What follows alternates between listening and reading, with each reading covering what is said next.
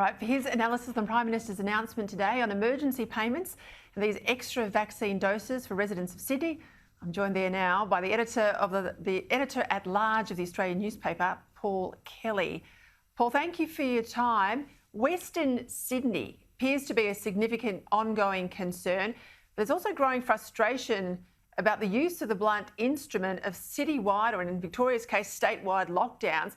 Surely after 18 months, we can get more targeted in how we deal with these outbreaks, given the very significant economic and mental health impacts. Well, ideally, that's what we ought to be doing, Peter.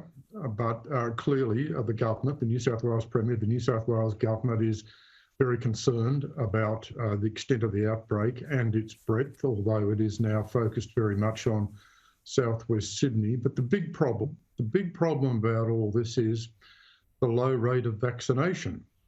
And if we had a higher rate of vaccination, then we would have a different policy when it comes to restrictions. That's the reality about this.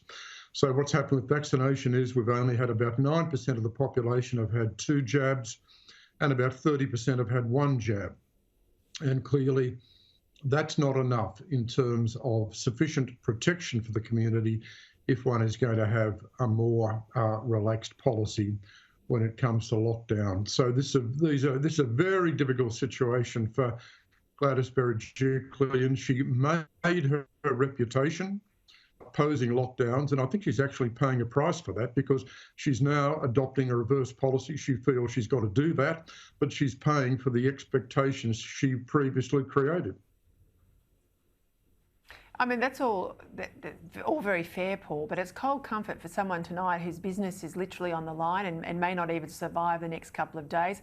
There are a number of people out there in the media from industry associations, particularly small business, to say that they just can't survive, that they're really struggling to survive. I know Josh Frydenberg's put these emergency payments back on the table. That is good news.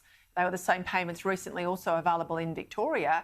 But it's cold comfort to say we should have vaccinated more people if the poor old punter bears the consequences, but they've got no control over the vaccination sourcing from overseas or indeed delivery. That's absolutely correct. There's no doubt about that at all. The public is not responsible for the low level of the vaccination rollout.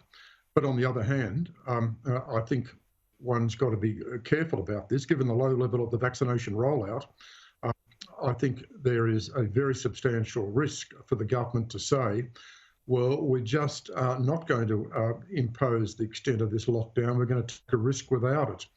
I think that's on the balance of probability, that is not the sensible decision at this point in time. Who's wearing the blame, do you think? Is it the state government in this case? Is it the federal government, pox on both their houses? Or are people not angry? Are they happy to be locked up? No, I think people are increasingly angry. I don't think there's much doubt about that. Who's wearing the blame? Well, look, Peter, I think the politics are very complicated here. And I think there's blame being sheeted home to the New South Wales Premier, Gladys Berejiklian, and I don't think there's any doubt about that. But there's constant blame being sheeted home to the Prime Minister, Scott Morrison, in terms of the poor vaccination rollout. And the federal government can't do much about that because it's a function of supply.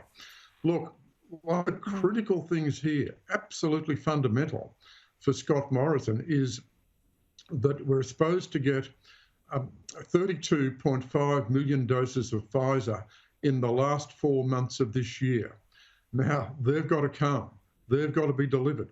If something goes wrong with that PFIZER supply, then I think that's going to be a really, really dangerous moment for the government. Now, at this stage, the point the government makes is all the PFIZER is arriving. So far, it's all the rest of it arrive on time because that's just going to be fundamental. What about this PFIZER expiry doses, soon to expire doses out of Israel? We know that there's been a number of them traded with the South Koreans. Can you imagine that the PM's picked up the phone and rang his counterpart in Israel to see if we can't get some of those? Well, look, that's interesting. And I really don't know what's happening on that front. It's a very interesting concept, what we've seen between Israel and South Korea.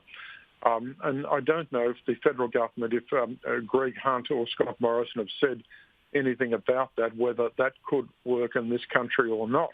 What we do know, and Greg Hunt's made this point very forcefully, is that international competition for PFIZER, international competition for these viruses is just ferocious.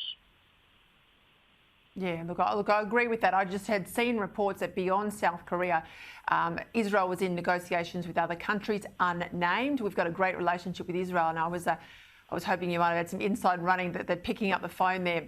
Let's go to the OECD. It's come out and praised the Morrison government's economic management at the height of the pandemic. JobKeeper, of course, was front of mind in their analysis. This is the annual employment outlook document, and it observes that both Australia and Japan have regained pre-pandemic employment levels, but forecasts that Britain and the US will not do so until the end of 2023, so some time off. Now, there's no doubt in the acute phase, shutting the borders, the government did very well. Everyone would see that Josh Frydenberg's had some pretty heroic results on the economic front. So give me a sense, how much do you think this is the economic stuff is going to play out in the upcoming campaign? I think the economic stuff, Peter, will be really important, provided the country is vaccinated. If the country is completely vaccinated before the election campaign, then I think the economic reality will be important, and there's no doubt whatsoever the performance of the federal government when it came to containing the depth of the recession and then the extent of recovery has been phenomenal. It's been world-class. In fact, the OECD has said we're the best in the world. We're the best in the OECD.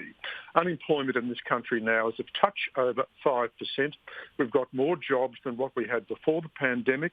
We feared that unemployment would go to 15%. So what this means is that the standard of living, the rate of economic growth, the extent of business support and business strength, and the overall labour market and the strength of employment has been the best in this country of any major rich country within the OECD. We shouldn't forget that. I understand now we're struggling with lockdowns, we're struggling with the vaccination rate, but at the end of the day, what will count next year will be the economic performance. And particularly, as you just said, that a number of the major countries won't be back where we are until the end of 2023. So, okay, it's one thing to say all that counts is where we are, not where other countries are. I appreciate that, but we've done very, very well in terms of where we thought the economy would be 15 months ago. Now, you are right to make the point about the economics being front and centre, but for the fact that this vaccination rollout has to work. And I guess that's where the real pressure point is. If they don't get the vaccination right, they won't get the payoff, the payoff with the voter in terms of the economic stuff. That'll be crowded out. The debate will be about the acute risk, the locked up communities, the economic damage for business.